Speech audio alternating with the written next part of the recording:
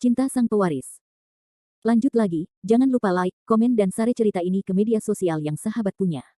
Terima kasih. Bab 666-670. Bab 666. Setelah Fendi Zanders pergi, Zhou Chao yang berdiri di sana sendirian, tercengang. Jawaban Fendi Zanders barusan benar-benar membuat Zhou Zhao yang merasa sedikit luar biasa.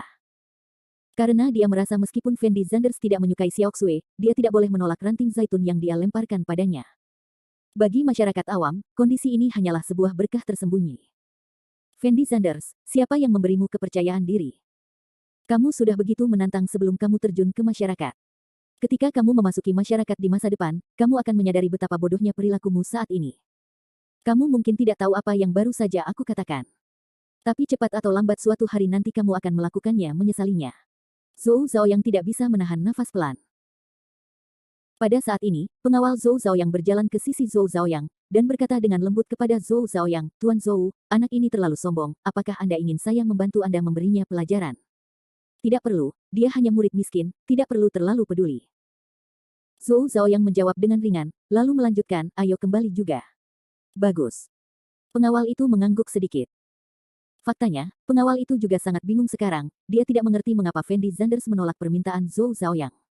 Ini adalah kesempatan langka bagi banyak orang. Beberapa menit kemudian, Zhou Zhao yang kembali ke rumah. Saat ini, Zhou Muxue dan Han Ping sedang membersihkan ruang tamu. Ayah, apa yang baru saja kamu lakukan? Ketika Zhou Muxue melihat Zhou Chaoyang, dia berteriak gembira. Aku akan keluar untuk mengambil sesuatu.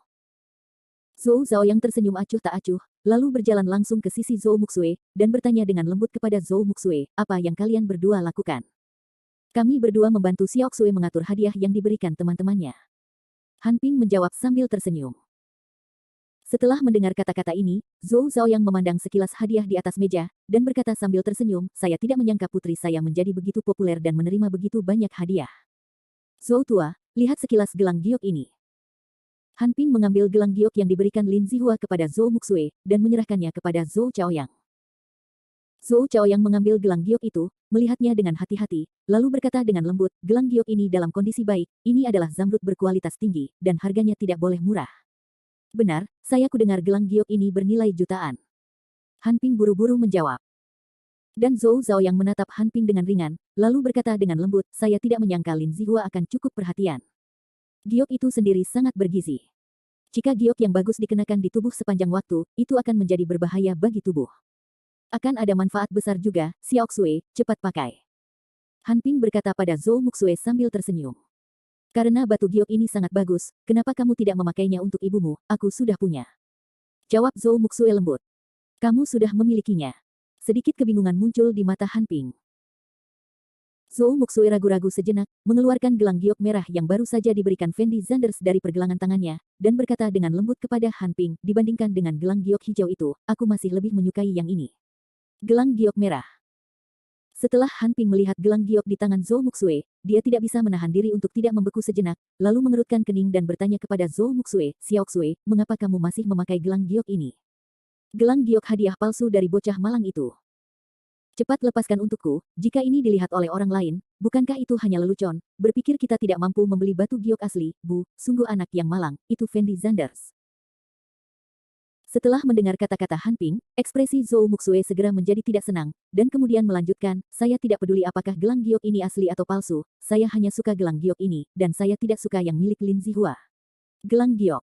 Kami jelas memiliki perhiasan asli, mengapa kamu bersikeras memakai perhiasan palsu? Han Ping tampak sedikit bingung dan bertanya. Oh, sudah kubilang kamu tidak mengerti, sih. Zhou Muxue tampak sedikit bersemangat dan berteriak. Tidak, kamu harus memakai gelang giok ini hari ini, dan melepas gelang giok itu untukku. Sambil berbicara, Han Ping mengulurkan tangan untuk mengambil gelang giok dari Zhou Muxue. Dan Zhou Muxue mundur 2 langkah dengan tergesa-gesa, lalu mengerutkan kening dan berteriak, saya hanya menyukai gelang giok yang diberikan Fendi Zanders kepada saya, ada apa? Dan saya tidak dapat melihat perbedaan apapun antara kedua gelang giok tersebut. Apakah ada bedanya? Bedanya yang mana? Kenapa kamu begitu tidak patuh, nak? Han Ping memandang Zhou Muxue, jejak ketidakberdayaan muncul di matanya. Xiao Xue, tunjukkan padaku gelang giok di tanganmu. Namun, pada saat ini, Zhou Zhao yang tiba-tiba berteriak pada Zhou Muxue dengan ekspresi serius. Zhou Muxue tertegun sejenak setelah mendengar ini, dan kemudian bertanya kepada Zhou Zhaoyang dengan ekspresi bingung, ada apa, ayah? Tunjukkan padaku gelang giok merah itu. Zhou Zhaoyang mengulanginya dengan suara rendah. Zhou Muxue ragu-ragu sejenak, lalu mengulurkan tangan dan menyerahkan gelang giok merah itu kepada Zhou Zhaoyang. Zhou Zhaoyang dengan cepat mengulurkan tangan untuk mengambil gelang giok itu, dan kemudian mengamatinya dengan sangat cermat. Melihat ada yang salah dengan ekspresi wajah Zhou Zhaoyang, Han Ping tidak dapat menahan diri untuk bertanya dengan lembut, Zhou tua, apa yang kamu lihat? Ini adalah batu giok imitasi. Mengapa kamu terlihat begitu serius? Ini bukan batu giok imitasi. Zhou Zhaoyang berteriak tanpa ekspresi, dan kemudian melanjutkan, gelang giok ini adalah gelang giok darah Phoenix yang legendaris, yang sangat terkenal di negara kita, tetapi karena sangat sedikit orang yang mengetahui tentang gelang giok ini, orang biasa menganggap gelang giok ini adalah hal yang wajar. Sebagai batu giok imitasi. Gelang giok darah Phoenix. Setelah mendengar kata-kata Zhou Zhaoyang, Zhou Muxue dan Han Ping membeku di tempat, dengan ekspresi bingung di wajah mereka. Ayah, apakah gelang giok darah Phoenix itu? Zhou Muxue ragu-ragu sejenak, lalu bertanya dengan lembut kepada Zhou Zhaoyang.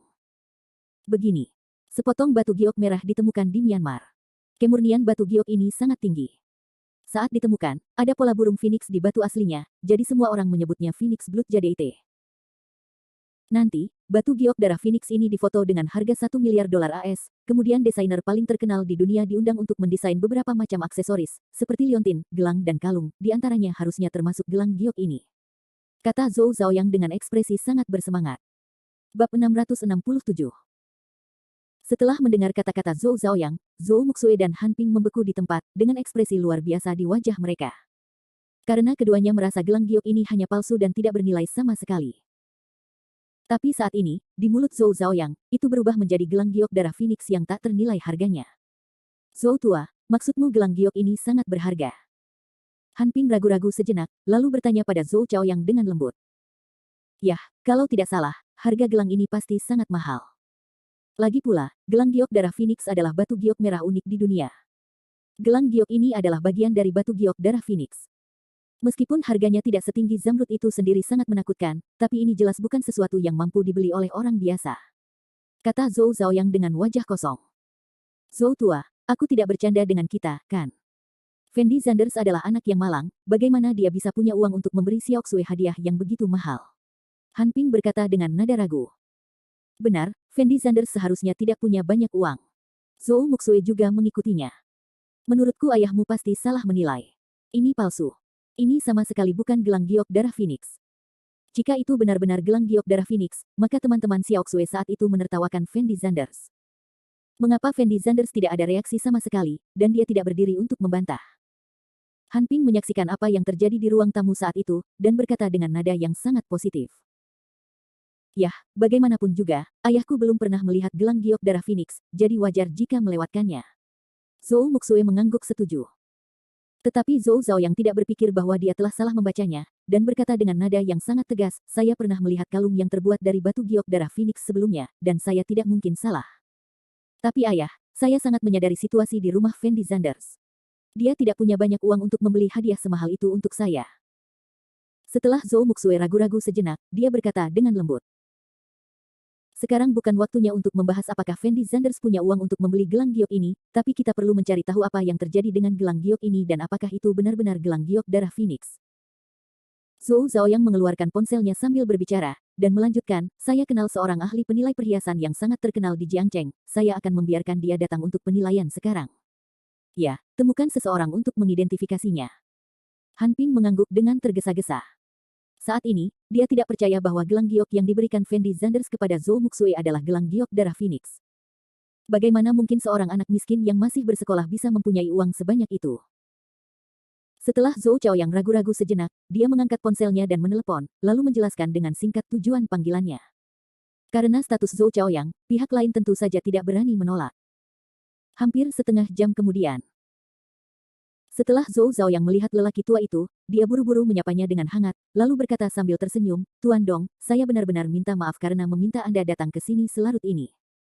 Tidak apa-apa, Bos Zhou, saya tidak ada urusan di rumah, saya hanya keluar jalan-jalan. Jawab Penatua Dong sambil tersenyum. Tuan Dong, tolong cepat dan undang saya masuk. Zhou Zhaoyang memberi isyarat mengundang kepada Tuan Dong. Penatua Dong berjalan ke arah Zhou Muxue dengan langkah, dan kemudian bertukar salam dengan Zhou Muxue. Tuan Dong, saya hanya ingin Anda membantu saya melihat apakah gelang giok ini benar-benar gelang giok darah Phoenix. Zhou Chaoyang mengambil gelang giok yang diberikan Fendi Zanders kepada Zhou Muxue, dan menyerahkannya kepada Penatua Dong dengan sangat hormat. Tuan Dong adalah ahli penilaian permata yang sangat dihormati di kota Jiangcheng, dan dia juga sangat teliti dalam penilaian perhiasan. Jadi memintanya datang untuk penilaian memiliki kredibilitas yang sangat tinggi.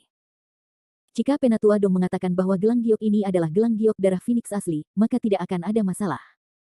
Tetapi jika Penatua Dong menganggap gelang giok ini palsu, maka gelang giok ini pasti palsu. Setelah mengambil gelang giok itu, Penatua Dong memperhatikan dengan sangat hati-hati, lalu berbalik dan berkata kepada Zhou Chaoyang, Tuan Zhou, gelang giok ini adalah gelang giok darah Phoenix yang asli. Apakah gelang itu teridentifikasi begitu cepat? Setelah Han Ping mendengar kata-kata Tuan Dong, kilatan keterkejutan muncul di matanya. Lagi pula, di mata orang awam, biasanya butuh waktu lama untuk mengidentifikasi permata. Tapi saat ini, sungguh tidak terbayangkan Tuan Dong dapat memastikan bahwa gelang giok ini adalah gelang giok darah Phoenix dengan begitu cepat. Dihadapkan pada pertanyaan Han Ping, Penatua Dong tidak bisa menahan diri untuk tidak menoleh dan menatap Han Ping dengan ringan, lalu berkata dengan lembut, Nyonya Zhou, seperti ini. Saya sudah menilai gelang giok ini sekali sebelumnya, jadi aku sangat ahli dalam hal itu sekarang. Dipastikan bahwa gelang giok ini terbuat dari Phoenix Blood Jade. Sudah diautentikasi 1 kali. Setelah mendengar kalimat ini, mata semua orang melebar, dan ekspresi wajah mereka tak terbayangkan. Dong, maksudmu kamu sudah pernah menilai gelang giok ini? Zhou Chaoyang bertanya pada Tuan Dong dengan ekspresi terkejut. Benar, beberapa hari yang lalu, orang-orang dari Hotel Dingsheng mengundangku untuk pergi bersama beberapa ahli lainnya. Untuk membantu mereka menilai sejumlah perhiasan, termasuk gelang giok darah Phoenix ini. Saat itu, saya menilainya dengan banyak ahli permata. Gelang giok ini adalah gelang giok darah Phoenix. Dong Lao berkata dengan nada sangat percaya diri. Setelah mendengar kata-kata Tuan Dong, semua orang menyadari bahwa gelang giok yang diberikan Fendi Zanders kepada Zhou Muxue sebenarnya adalah gelang giok darah Phoenix yang tak ternilai harganya. Tapi yang membuat orang bertanya-tanya adalah, karena gelang giok ini milik Hotel Dingsheng, mengapa gelang itu muncul di tangan Fendi Zanders? Apakah Fendi Zanders mencuri gelang giok ini dari Hotel Dingsheng? Mata Zhou Zhao yang tiba-tiba memancarkan tatapan aneh, lalu dia bertanya Dong Lao dengan lembut, Dong Lao, apakah kamu sekarang tahu siapa pemilik gelang giok ini? Saya dengar Nona Lin Min membeli gelang giok ini dengan harga 80 juta yuan malam itu, tapi saya tidak tahu kenapa. Itu muncul di tanganmu, Bos Zhou. Penatua Dong menjawab dengan ringan. Zhou Chao yang tidak dapat menahan napas dalam-dalam setelah mendengar apa yang dikatakan Tuan Dong. Pada saat ini, dia yakin di dalam hatinya bahwa Fendi Zanders mencuri ini gelang giok dari Lin Min. Tetapi saat ini, dia tidak menjawab pertanyaan Penatua Dong, tetapi mengubah topik pembicaraan dan bertukar beberapa kata dengan Penatua Dong, membohongi masalah tersebut. Setengah jam kemudian, Zhou Chaoyang menyuruh Penatua Dong keluar dari villa, dan kemudian kembali ke rumah dengan wajah jelek. Pada saat ini, baik Zhou Chaoyang dan Han Ping memiliki ekspresi yang sangat buruk di wajah mereka. Karena keduanya mengira Fendi Zanders mencuri gelang giok ini dari Lin Min. Bab 668. Tanpa diduga, Fendi Zanders ini tidak hanya miskin, tetapi juga sangat korup secara moral sehingga dia mencuri barang orang lain. Han Ping mengertakkan gigi dan berteriak dengan suara rendah. Benar, Fendi Zanders ini benar-benar berani. Dia bahkan berani mencuri barang-barang dari keluarga Lin, dan terlebih lagi, dia mencuri harta yang begitu berharga.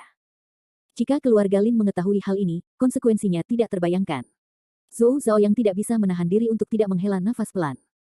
Zhou tua, untunglah kamu kembali hari ini. Kalau tidak, jika saja ibu kami dan aku ada di rumah, kami tidak akan melihat ada yang salah dengan gelang giok ini. Urusan. Han Ping memandang Zhou Chaoyang dan bertanya. Setelah Zhou Zhao yang mendengar kata-kata Han Ping, dia tidak bisa menahan keraguan sejenak, dan kemudian berkata tanpa ekspresi, gelang giok ini sangat berharga, keluarga Lin pasti akan menemukan bahwa gelang giok itu hilang, dan jika mereka menyelidikinya, mereka pasti akan mengetahuinya. Fendi Zanders, jika Fendi Zanders mengatakan itu ada di tangan putri kita, di mana aku akan meletakkan wajah lamaku. Lalu apa maksudmu? Han Ping membeku sesaat, lalu bertanya dengan lembut. Maksud saya sangat sederhana. Karena kita telah mengetahui bahwa Fendi Zanders mencuri gelang giok ini, dan sekarang kita telah menemukan pemilik gelang giok tersebut, lebih baik menghubungi keluarga Lin secara langsung dan menjelaskan masalahnya dengan jelas kepada mereka. Sebagai untuk keluarga Lin bagaimana menangani Fendi Zanders tidak ada hubungannya dengan kita. Zhou Chaoyang mengeluarkan ponselnya sambil berbicara, dan bersiap untuk menghubungi Lin Rongsheng. Bagaimanapun, Lin Rongsheng dianggap sebagai tokoh terkemuka di Jiangcheng. Meskipun Zhou Zhao yang sudah lama tidak berada di Jiangcheng, dan dia tidak terlalu mengenal Lin Rongsheng, tidak sulit untuk menghubungi Lin Rongsheng. Dan ketika Zhou Muxue melihat Zhou Chao yang akan menelepon, ekspresi wajahnya sedikit gugup. Dia buru-buru mengambil langkah ke depan, berlari ke depan Zhou Zhaoyang, lalu mengulurkan tangan dan mengambil ponsel Zhou Zhaoyang, dan berkata dengan penuh semangat, "Ayah, apa yang kamu lakukan?" "Xiao Xue, dengarkan aku, gelang giok yang diberikan Fendi Zanders padamu pasti dicuri dari keluarga Lin, bagaimana Fendi Zanders bisa membeli gelang giok semahal itu?" kata Zhou Zhaoyang kepada Zhou Muxue dengan ekspresi yang sangat serius. "Ayah, mungkin itu diberikan kepada Fendi Zanders oleh keluarga Lin, dan Fendi Zanders memberikannya kepadaku," teriak Zhou Muxue cemas. Zhou Zhaoyang terkejut sesaat ketika dia mendengar kata-kata Zhou Muxue, lalu mengerutkan kening dan menatap Zhou Muxue, dan berkata dengan nada yang sangat tidak berdaya, "Xiao Xue, jenis obat apa yang telah kamu berikan?" "Fendi Zanders adalah siswa yang miskin, mengapa Nona Lin memberinya gelang giok yang begitu mahal? Apakah kamu bingung?" "Oh, ayah, aku tidak bingung." Zhou Muxue menarik napas dalam-dalam, lalu memberitahu Zhou Chao yang apa yang sebenarnya terjadi di rumah lelang malam itu. Setelah Zhou Zhaoyang dan Han Ping mendengar apa yang dikatakan Zhou Muxue, mereka membeku di tempat, dengan ekspresi luar biasa di wajah mereka. "Xiao Xue, apakah yang kamu katakan itu benar?" Han Ping bertanya pada Zhou Muxue dengan lembut. "Tentu saja itu benar." Zhou Muxue menjawab dengan ekspresi tak berdaya, dan kemudian melanjutkan, "Saya pergi bersama Xiao Ying dan yang lainnya malam itu, dan Lin Zihua serta yang lainnya di Sucheng juga hadir, dan Nona Lin bisa kehilangan kesabaran terhadap Lin Zihua karena Fendi Zanders, dan langsung memecat manajer Hotel Dingsheng. Jadi menurutku hubungan antara Lin Min dan Fendi Zanders jelas tidak sederhana, dan sangat mungkin Lin Min memberi Fendi Zanders gelang giok." Zhou Chaoyang dan Han Ping memandang Zhou Muxue dengan ekspresi sangat terkejut di wajah mereka. Karena di mata mereka berdua, Fendi Zanders tidak lebih dari seorang anak malang, dan mereka berdua tidak pernah menyangka bahwa Fendi Zanders bahkan bisa mengenal seseorang setingkat Lin Min. "Xiao Xue, kamu tidak boleh berbohong kepada kami tentang hal semacam ini." Zhou Zhao yang khawatir Zhou Muxue sengaja berbohong karena ingin melindungi Fendi Zanders. "Ayah, aku benar-benar tidak berbohong. Jika kamu tidak percaya padaku, kamu dapat menelepon Lin Zihua, atau Ku Xiaoying." Nada suara Zhou Muxue tampak sedikit tidak berdaya dan berteriak. Dan Zhou Zhao yang memandang Zhou Muxue di depannya, ragu-ragu selama 2 detik, dia juga sepertinya merasa masalah ini sedikit aneh. Bagaimanapun, tidak mudah bagi Fendi Zanders untuk mencuri gelang giok yang begitu berharga. Juga, jika Fendi Zanders benar-benar mencuri gelang giok ini, mengapa Fendi Zanders memberikannya kepada Zhou Muxue? Apakah dia tidak takut ketahuan? Bahkan jika Fendi Zanders ingin menyenangkan Zhou Muxue, dia tidak akan melakukan hal berisiko seperti itu. Tapi satu-satunya hal yang Zhou Zhao yang tidak mengerti adalah mengapa Lin Min memberikan gelang giok yang begitu berharga kepada Fendi Zanders. Jika Fendi Zanders ingin tidak memiliki identitas dan latar belakang, dia sama sekali tidak layak dikutuk oleh orang seperti Lin Min. Mungkinkah Lin Min ini jatuh cinta pada Fendi Zanders? Sebuah ide yang sangat berani tiba-tiba muncul di benak Zhou Zhaoyang. Fendi Zanders kira-kira seusia dengan Lin Min, dan mereka berdua berada di puncak masa muda. Meskipun Fendi Zanders tidak memiliki latar belakang identitas apapun, penampilannya tidak buruk, dan sosoknya juga sangat proporsional. Gadis kaya seperti Lin Min tidak kekurangan uang sama sekali, dan tentu saja dia tidak akan mengutamakan kekuatan finansial pihak lain ketika memilih pacar, jadi sangat mungkin Lin Min jatuh cinta pada Fendi Zanders di saat kebingungan. Jika Fendi Zanders benar-benar pacar Lin Min, masuk akal jika Fendi Zanders mengatakan bahwa dia tidak menyukai Zhou Muxue dan menolak idenya untuk mempromosikannya. Zhou Chao yang berpikir bahwa Lin Min seharusnya memberikan gelang giok ini kepada Fendi Zanders, dan kemudian Fendi Zanders memberikan gelang giok ini kepada Zhou Muxue. "Xiao Xue, katakan yang sebenarnya pada ayah, apa hubunganmu dengan Fendi Zanders?" Memikirkan hal ini, Zhou Chao yang bertanya kepada Zhou Muxue dengan nada yang sangat serius. Setelah mendengar kata-kata Zhou Chao yang, Zhou Muxue tertegun sejenak, lalu mengerutkan kening dan bertanya kepada Zhou Chao yang, "Ayah, mengapa Anda menanyakan pertanyaan ini kepada saya? Jawab aku, apa hubunganmu dengan Fendi Zanders?" Zhou Zhao yang mengulanginya dengan suara rendah. "Fendi Zanders dan aku baru mengenal satu sama lain kurang dari setengah bulan. Kami berdua hanyalah teman biasa," jawab Zhou Muxue tak berdaya. Ketika Zhou Zhao yang mendengar kata-kata Zhou Muxue, dia tampak lebih yakin dengan jawaban di dalam hatinya. Pantas saja bocah Fendi Zanders itu memperlakukanku dengan begitu arogan barusan, dan bahkan mengatakan bahwa dia sudah punya pacar. Aku tidak menyangka dia tidak berbohong padaku. Pacarnya seharusnya adalah cucu Lin Rongsheng. Zhou Zhao yang tidak bisa menahan nafas dalam hatinya. Jika Fendi Zanders benar-benar pacar Lin Min, maka semua keraguan akan hilang sekarang. Tapi Zhou Muxue dan Han Ping menunjukkan ekspresi bingung setelah melihat ekspresi wajah Zhou Chaoyang. Bab 669. Tanpa diduga, Fendi Sanders, pendukungmu adalah keluarga Lin. Sepertinya aku meremehkanmu. Duduk di sofa, Zhou Chaoyang tidak bisa menahan nafas pelan. Zhou tua, apa yang kamu gumamkan? Han Ping bertanya pada Zhou Chaoyang dengan ekspresi bingung. Tidak ada apa-apa. Zhou Chaoyang melambaikan tangannya dengan ringan. Lalu bagaimana menurutmu, Lao Zhou, haruskah kita lakukan dengan gelang giok ini? Han Ping mengerutkan kening dan bertanya. Setelah Zhou Chaoyang mendengar kata-kata Han Ping, dia tidak bisa menahan diri untuk tidak melihat ke gelang giok berwarna merah darah di depannya. Setelah ragu-ragu selama 2 detik, dia berkata dengan lembut, karena itu masalahnya, saya tidak akan menghubungi keluarga Lin untuk saat ini. Orang-orang. Bagus sekali. Setelah mendengar kata-kata Zhou Chaoyang, Zhou Muxue akhirnya mengeluarkan napas lega yang panjang. Bagaimanapun, Zhou Muxue tidak tahu apakah Fendi Sanders mencuri gelang giok ini atau apakah Lin Min memberikannya kepadanya, jadi selama Zhou Chaoyang tidak menghubungi keluarga Lin, dia akan lega. Setelah Zhou Chaoyang melihat ekspresi wajah Zhou Muxue, dia berkata dengan lembut, Xiao Xue, kamu tidak perlu terlalu senang, saya tidak akan menelepon keluarga Lin sekarang. Itu tidak berarti masalah ini sudah selesai. Titik petik 2.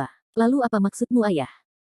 Zhou Muxue terkejut ketika dia mendengar ini, dan bertanya dengan lembut. Xiao Xue, mulai sekarang, jangan pakai gelang giok ini lagi, dan jangan biarkan orang lain tahu bahwa gelang giok ini ada di tanganmu. Zhou Chaoyang memandang Zhou Muxue dan berkata. Mengapa? Zhou Muxue bertanya dengan sedikit tidak senang. Karena kami masih belum yakin apakah gelang giok ini diberikan kepada Fendi Sanders oleh Lin Min. Dalam beberapa hari ke depan, saya akan meminta seseorang untuk keluar dan menyelidiki apakah keluarga Lin sedang mencari gelang giok ini. Keluarga Lin sedang mencari gelang giok ini, artinya Fendi Sanders mencuri gelang giok ini, dan saya akan berinisiatif mengembalikan gelang giok tersebut kepada keluarga Lin. Namun jika keluarga Lin tidak mencari gelang giok ini, berarti gelang giok ini seharusnya diberikan kepada Fendi Sanders oleh Lin Min. Zhou Chaoyang berkata perlahan. Zhou Muxue menatap Zhou Chaoyang tanpa daya, tetapi tidak tahu bagaimana membantahnya, jadi dia hanya bisa mengangguk tanpa daya. Melihat Zhou Muxue setuju untuk turun, Zhou Chaoyang bangkit dan berjalan menuju kamar tidur. Dan Han Ping ragu-ragu sejenak, dan pergi bersama Zhou Chaoyang, meninggalkan Zhou Muxue berdiri sendirian di ruang tamu. Saat ini, ekspresi wajah Zhou Muxue sangat kusut, karena dia tidak tahu apakah dia harus memberitahu Fendi Sanders tentang hal ini. Jika Zhou Muxue memberitahu Fendi Sanders tentang hal ini, dia khawatir gelang giok ini tidak dicuri oleh Fendi Sanders, dan keluarganya akan sangat curiga terhadap Fendi Sanders sehingga akan membuat Fendi Sanders sedih. Dan jika dia menelepon, itu berarti dia juga tidak mempercayai Fendi Sanders. Tetapi jika dia tidak melakukan panggilan ini, Zhou Muxue khawatir Fendi Sanders benar-benar mencuri gelang giok ini, jadi sekarang Zhou Muxue sangat terjerat. Apa yang harus saya lakukan? Zhou Muxue dengan erat mencengkeram ponselnya, tidak tahu harus berbuat apa. Beberapa menit kemudian, Zhou Muxue meletakkan ponselnya perlahan, lalu berkata dengan lembut, menurutku Fendi Sanders bukan pencuri, sebaiknya aku berhenti menelepon. Setelah mengatakan ini, Zhou Muxue meletakkan teleponnya, berbalik dan kembali ke kamarnya. Sisi lain. Setelah Fendi Sanders meninggalkan rumah Zhou Muxue, dia tidak kembali ke Dijing Manor. Sebaliknya, dia memanggil taksi dan datang ke halaman tempat Ye Juechen berada. Saat itu hampir pukul 11 malam, dan halaman sudah gelap gulita. Orang tua itu sudah tertidur, bukan? Fendi Sanders tidak bisa menahan nafas pelan, dan kemudian terus berjalan menuju halaman. Beberapa menit kemudian, Fendi Sanders sampai di pintu kamar tempat Ye Juechen berada. Saat ini, lampu di kamar masih menyala, yang berarti Ye Juechen belum istirahat, jadi Fendi Sanders mengulurkan tangan dan mengetuk pintu dengan lembut. Silahkan masuk. Suara Ye Juechen terdengar. Fendi Sanders ragu-ragu sejenak, lalu mengulurkan tangannya dan membuka pintu. Setelah memasuki ruangan, Fendi Sanders mengamati sebentar lingkungan di dalam ruangan. Dekorasi di ruangan ini. Dekorasi di kamar Ye Juechen sangat sederhana, meja, kursi, tempat tidur kecil, patung dewa kecil di atas meja, dan rak buku di sudut dengan banyak buku yang menguning di atasnya. Saat ini Ye Juechen sedang duduk di kursi sambil membaca buku. Orang tua, kamu belum tidur selarut ini? Fendi Sanders bertanya pada Ye Juechen sambil tersenyum. Sudah larut malam, apa yang kamu lakukan di sini? Ye Juechen meletakkan buku itu di tangannya, menoleh untuk melihat Fendi Sanders, dan bertanya dengan acuh tak acuh. Yuan Bao, panggil dia keluar dan aku akan melawannya. Fendi Sanders berjalan ke depan rak buku, mengambil buku secara acak, membaliknya 2 kali, lalu berkata kepada Ye Juechen dengan nada santai. Yuan Bao sedang tidur, kembalilah besok. Ye Juechen berkata dengan ringan. Bukankah cukup jika kamu membangunkannya saat kamu sedang tidur? Fendi Zanders berkata tanpa daya. Yuan Bao memiliki temperamen yang buruk. Jika kamu meneleponnya sekarang, saat dia marah, serangannya mungkin serius. Jika dia memukulmu sampai mati, siapa yang akan memberiku uang? Ye Juechen bertanya pada Fendi Zanders dengan lembut. Setelah Fendi Zanders mendengar kata-kata Ye Juechen, dia tertegun sejenak dengan ekspresi tak berdaya di wajahnya. Fendi Zanders telah bertarung dengan Yuan Bao selama lebih dari sebulan sekarang, dan dia masih mengetahui keterampilan Yuan Bao dengan sangat baik. Meskipun Yuan Bao hanyalah seekor gorila kecil, dia sangat kuat dan sangat cepat. Jika Anda benar-benar memberikan Yuan Bao kepada cemas, konsekuensinya tidak terbayangkan. Jadi setelah ragu-ragu sejenak, Fendi Zanders berkata dengan lembut, lupakan saja, saya akan kembali besok. Setelah mengatakan ini, Fendi Zanders berbalik dan berencana untuk pergi. Tetapi ketika Fendi Zanders berjalan ke pintu, dia berhenti tiba-tiba, lalu kembali menatap Ye Juechen, dan berkata sambil tersenyum, orang tua, saya mendengar dari Fang Zihua bahwa Anda adalah ahli seni bela diri kuno yang sangat kuat. Ada apa? Grandmaster Guwu hanyalah nama lain bagiku. Kata Ye Juechen ringan.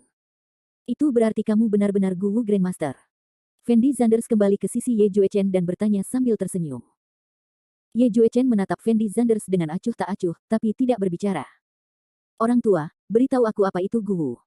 Fendi Zanders memamerkan giginya dan terus bertanya pada Ye Juechen. Kamu perlu mengalami sendiri seni bela diri kuno. Setiap orang memiliki pemahaman yang berbeda tentang seni bela diri kuno, dan kamu belum cocok untuk berlatih seni bela diri kuno. Kata Ye Juechen ringan. Tapi sekarang aku bertarung dengan Yuan Bao setiap hari, kapan aku bisa menjadi pejuang sejati? Fendi Zanders berteriak tak berdaya, lalu menatap Ye Juechen dan melanjutkan, orang tua, apakah kamu memiliki latihan yang kuat di tanganmu, bisakah kamu mengajariku? Bab 670. Fendi Zanders merasa jika Ye Juechen benar-benar ahli seni bela diri kuno, maka Ye Juechen pasti memiliki banyak keterampilan yang kuat. Dan dia telah bertarung dengan Yuan Bao selama hampir sebulan, tapi dia merasa masih belum membuat kemajuan apapun. Jika Ye Juechen bisa mengajarinya beberapa keterampilan yang kuat, maka dia tidak akan kesulitan berurusan dengan orang biasa. Setelah Ye Juechen mendengar kata-kata Fendi Zanders, dia tidak bisa menahan diri untuk menoleh untuk melihat ke arah Fendi Zanders, dan kemudian berkata tanpa ekspresi, aku berkata sebelumnya, setiap kali kamu mengalahkan Yuan Bao, aku hanya akan menerimamu. Orang tua yang Bao, kenapa kamu pelit sekali? Saya tidak tahu apa-apa sekarang, dan saya bertarung dengan orang utan konyol setiap hari, dan orang utan itu masih sangat kuat. Kapan saya bisa mengalahkan Yuan Bao? Jika Anda mengajari saya setiap gerakan, maka aku bisa mengalahkan Yuan Bao. Fendi Zanders berteriak pada Ye Juechen tanpa daya. Itulah mengapa saya mengatakan kualifikasi Anda buruk. Ye Juechen menjawab Fendi Zanders dengan dingin.